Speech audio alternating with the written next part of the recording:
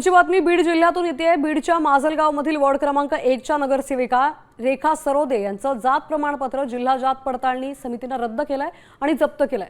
बनावट कुणबी नोंदणीच्या आधारे त्यांनी हे प्रमाणपत्र मिळवल्याचं निष्पन्न झालंय, त्यामुळे त्यांचं नगरसेवक पदही धोक्यात आलंय। दरम्यान या निर्णयाविरोधात न्यायालयात लढा देणार असल्याचं सरोदेंनी म्हटलंय। आपले प्रतिनिधी माधव सावरगावे आपल्या सोबत आहेत। माधव, आता बीडच्या माजलगावमध्ये बोगस कुणबी नोंद प्रकरण आढळलेलं आहे। जिल्हा परिषद पंचायत समिती निवडणुकीमध्ये ज्या सदस्यांनी कुणबी प्रमाणपत्राची नोंद केली होती त्या आधारावर त्यांनी निवडणूक लढवली होती।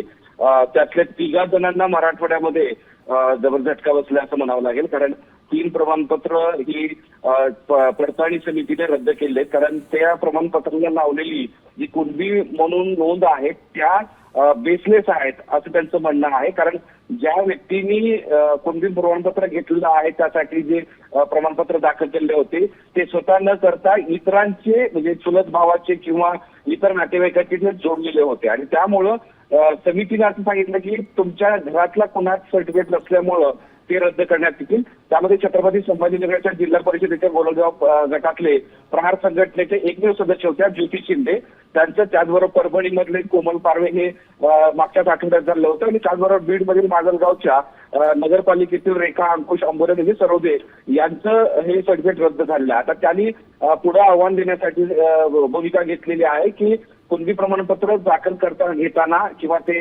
कागदपत्राची पूर्तता करताना योग्य त्या नोंदीचं दिलेलं होतं, मात्र समितीनं जे निर्णय घेतलाय त्याला आव्हान देणार असल्याचं त्याचं म्हणणं आहे।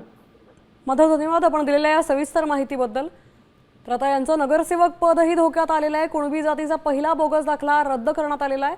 संपूर्ण प्रकरण आपण समजून घेतलंय। नगरसेविका रेखा सरोदेंचं जात प्रमाणपत्र रद्द करण्यात आलेलं आहे, त्यांचं पदही आता धोक्यात आलंय।